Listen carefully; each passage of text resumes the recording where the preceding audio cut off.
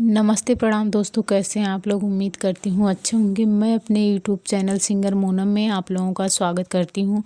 दोस्तों, मैं फिर से आप लोगों के बीच एक होली का गीत लेके आई हूँ, जो कि बहुत ही मज़ेदार गीत है। गीत को पूरा सुनना और बताना कि गीत कैसा लगा, कमेंट करके। गीत अच्छा लगे तो मेरे वीडियो को लाइक करिए, चैनल को सब्सक्राइब करिए और मेरा सपोर्ट करिए दोस्तों। आए है पातर बलमुआ हो, आए है हमर बलमुआ गइने परदेस। होलिया में बड़ी याद आवेला। आए है पातर बलमुआ हो, आए है हमर सजनवा गइने परदेस। होलिया में बड़ी याद आवेला। पिया जी के खोजते खोजत बागों में गईली, बागों में गईली हो, बगीचों में गई। उहवा देवर दुलरुआ हो, उहवा देवर दुलरुआ खेल हमसे होली। पियवा के बड़ी याद आवेला। आए है पातर सजनवा हो, आए है हमर बलमुआ गइल परदेस। पियवा के बड़ी याद आवेला। आए है हमर सजनवा हो, आए है हमर सजनवा गइले परदेस। पियवा के बड़ी याद आवेला। सैया जी के खोजते खोजत आंगने में गईली, सैया जी के खोजत खोजत आंगने में गई।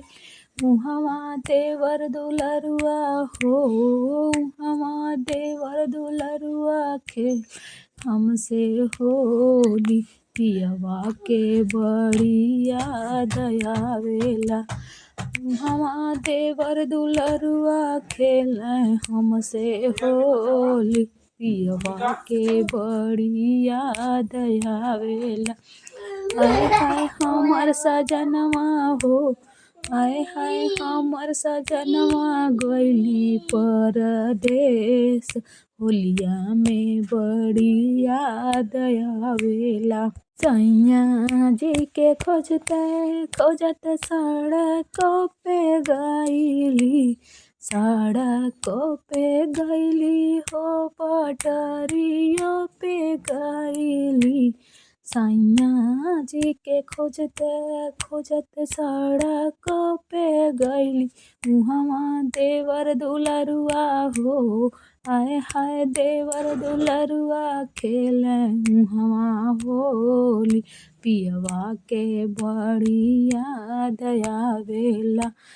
आए है पातर सजनवा हो, आए है हमर सजनवा गइने परदेस। पियवा के बड़ी याद आवेला। सैया जी के खोजते खोजते कुआनों पे गईली, कुआनों पे गईली ओ, जगतियों पे गईली, जगतियों पे गईली। उहवा देवर दुलरुआ हो, उहवा देवर दुलरुआ खेल हमसे होली।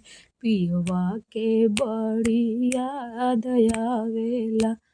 आए है पातर सजनवा हो, आए है पातर बलमुआ गइने परदेस। पियवा के बड़ी याद आवेला।